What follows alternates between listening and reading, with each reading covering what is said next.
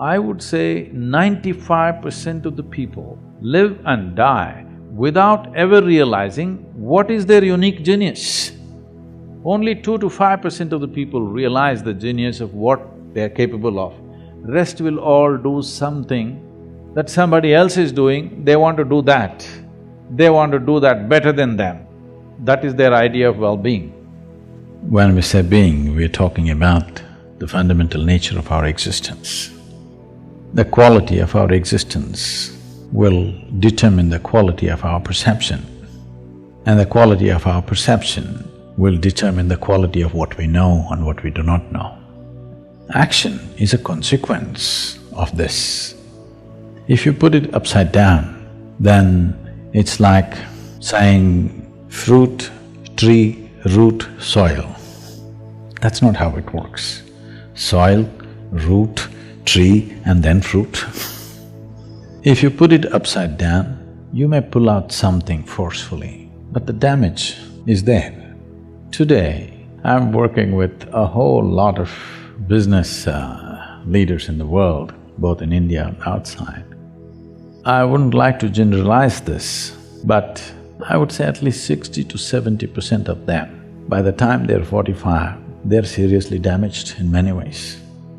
Either they have become emotionally stifled because of a certain type of activity, or many of them are suffering from various types of physical ailments, which is essentially, they believe, is a natural consequence of the kind of job they're doing, because you're doing things forcefully.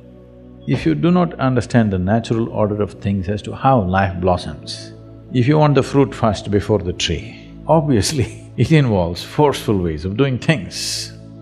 When you do forceful ways of doing things, one thing may be achieved, but the rest is damaged. Most affluent societies in the world, everywhere, not just here, are going through this. They have become affluent, but the fundamental idea of seeking affluence, either in individual life or in a society or in a nation, is because it will give us a choice, fundamentally of nourishment and lifestyles. This is the reason why human beings seek affluence, so that it'll give us a whole choice of nourishment and lifestyles. Now, if you look at people's lives, these choices are not something that they're enjoying. These choices are just freaking them out. People don't know what to eat, people don't know what to do, because we have not handled the most fundamental.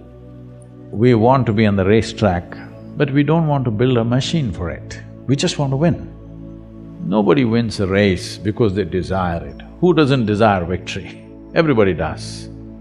But only competence wins in the end. So whether it's in a school or in a college or in a professional atmosphere, instead of tweaking our competence, we are tweaking our desire, which we call as ambition or goal-orientedness or whatever. You're tweaking your desire without tweaking your competence, or you may be tweaking your competence, but it's coming behind the desire. No, you must just tweak your competence.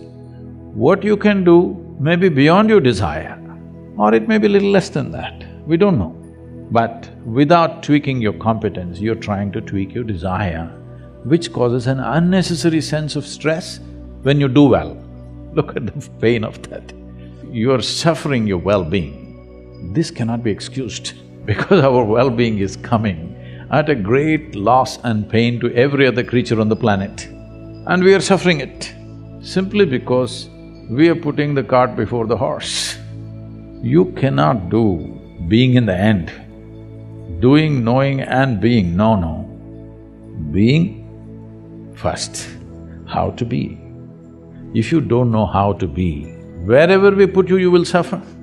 If you know how to be, whether you work here in San Francisco or you have to work in the Mars, it doesn't matter. Wherever you are, you will know how to do. What will you do?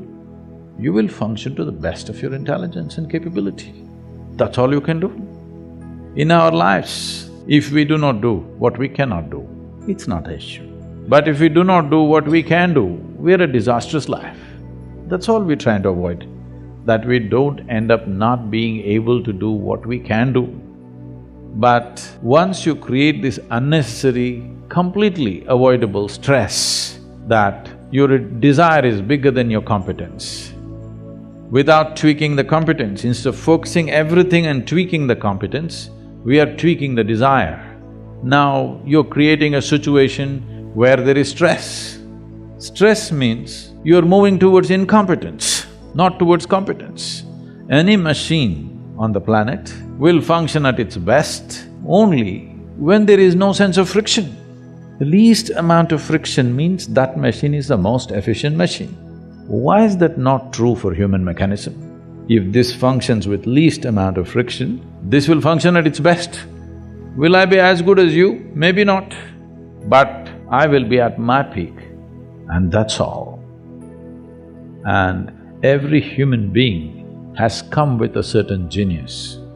But I would say, because of the type of schooling that we have taken to across the world, not in any one place, and the way we are approaching life, I would say 95% of the people live and die without ever realizing what is their unique genius. Only 2 to 5% of the people realize the genius of what they are capable of. Rest will all do something that somebody else is doing, they want to do that. They want to do that better than them. That is their idea of well-being. Because of this, a tremendous amount of human genius is simply lost.